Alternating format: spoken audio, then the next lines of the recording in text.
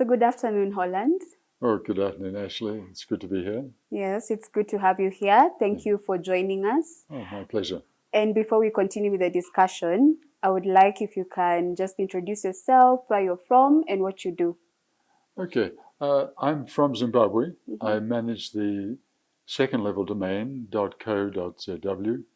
I've managed that now for 22 years, and I've participated in a number of these courses that have been arranged by ICANN and KeNIC and so on. I've been here for a previous course, and I appreciate them very much.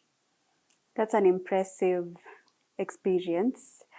So as I go to the first question, what is the biggest structural barrier to CcTLD growth in your country? So if I can continue, is it technical, regulatory, or awareness? Well, there are several issues there. Let's take the technical side. I think Zimbabwe is very well developed in terms of its digital infrastructure. It's got a number of ISPs, and then the regulator in particular has been pushing them to extend access throughout the country. They have a 10-year national broadband plan to provide internet connectivity as far as they can to the whole population. They've set up over 100 internet centers, and it's particularly a problem in rural areas. But now, of course, with the availability of satellite connections, such as Starlink, they've been able to use that in some of the internet centers. So that's a great positive, and you need that before you can talk about anything else. In terms of awareness, that's a mixed bag, and I'd like to talk about that more later. I think there is a problem with lack of awareness. From the regulatory point of view, that obviously is the next step forward, because we have a very old-fashioned structure for the registries from .zw down, including the one that I run. co.zw is just run using software that I've written myself, and I would like to see, and the regulator is proposing a national ZW registry that is fully state-of-the-art. So that really is the next step for the country. And the regulator is currently working on a plan for that. Okay, that's really interesting. And so how does the government currently think about the CcTLD as a national infrastructure versus how it should be? Well, let's separate government and the political side and then the regulator itself. Unfortunately, I have a disagreement with the regulator because they see the National Registry as being something that's run by an IT company for profit-making purposes. And I personally think that I see it as a national resource, a key part of the internet infrastructure.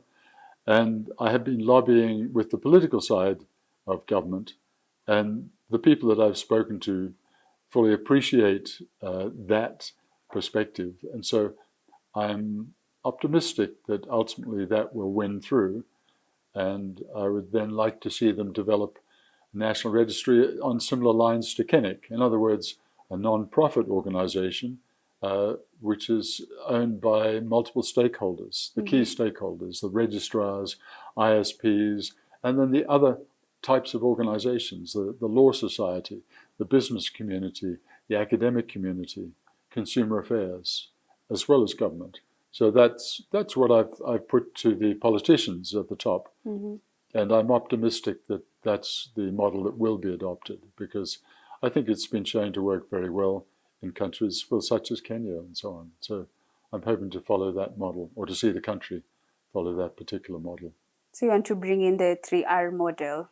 Oh yes, it's currently a 3R model as it is at the moment. So we have at the top level, ZW itself is managed by the government's main telecommunications company, but that's pretty static. I mean, there's only about 4 domains registered under ZW, apart from the SLDs.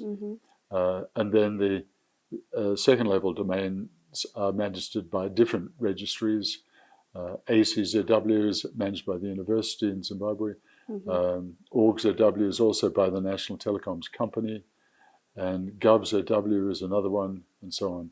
And I just manage the co.zw part, which is, in fact, by far the largest. It would have well over 90% of the active domains, probably 95%. That's impressive. Okay, so registries across Africa are at very different maturity levels. So what does regional collaborations actually look like in practice? So that's beyond the training room. Unfortunately, I don't see very much of it. I mean, in the past, we had good communications with South Africa and their registry people. They were very helpful in the early days.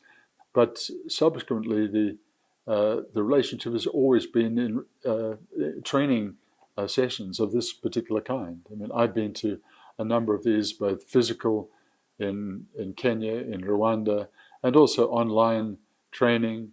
All of that's been very helpful. But apart from the training of that sort, there's no other regular regional communication. And I think we can all learn from each other's experience. And we do that during these courses, but it would be good to see some ongoing process of intercommunication. Like which ones? Well, maybe, set up a regular forum for issues to be raised. I mean, I operate a very old-fashioned system with all the software that I've written myself. But because I've gone on my own path, I've learned certain things and developed certain practices that I think are useful for other people. And I'm discussing those with KeNIC. But conversely, I hear from KeNIC about the way they do things. I'm particularly interested in promotion of the TLD, and I think that's something that KeNIC has done very well. Yeah. But so far you're learning a lot from this training. I do find it interesting. And then there's always new technology, new software developments, and these sessions are very good for keeping up to date with what's going on. I'm glad it's helpful to you. Oh yeah, no, I really appreciate coming. Welcome. So if you had a budget for one thing to grow domain registration in your country, what would it be and why? Well, as I mentioned right at the beginning, I think one of the key problems is awareness or lack of awareness. So assuming that a new registry is established for the TLD and the second level domains, I would think one of the major things that would be required in order to grow the number of registrations would be to look at two aspects. One is to do a survey of the current registrars to find out what could be done to improve the renewal rate. Because while we have a relatively high registration rate, I mean, it's getting up towards 1,500 domains a month now for co.zw alone. But I'm disappointed with the number of domains that don't get renewed. So I would like to do that. And that, I think, is related to the question of that we need to spend money on, which is generating awareness in the community. And the particular aspect that I would like to see examined is all companies and organizations that think that social media is all they need. And I think that's a big mistake, because so often when I go to an organization's social media site, it's got stuff that's all over the place. There's not an obvious way to communicate with them. A website now is so cheap and easy to set up. I mean, in the past, it would be normal for somebody to be charged $1,000 US to develop a website. Now, I mean, a person who's half smart can do it themselves with AI. So we need to be telling people who are currently using social media how easy it is to get a website, and then the advantages of that, because there they have all the information readily available, who they are, what services they provide, how you can buy products from them, their contacts, you can have a chat bot, all of that. And I think if we were to get that message across to people, it would make a huge difference. But that would be very be very intensive. It needs a lot of people. And I know that KeNIC has quite a big staff doing publicity work. So it's really the publicity side that I think is where a lot of money would need to be spent.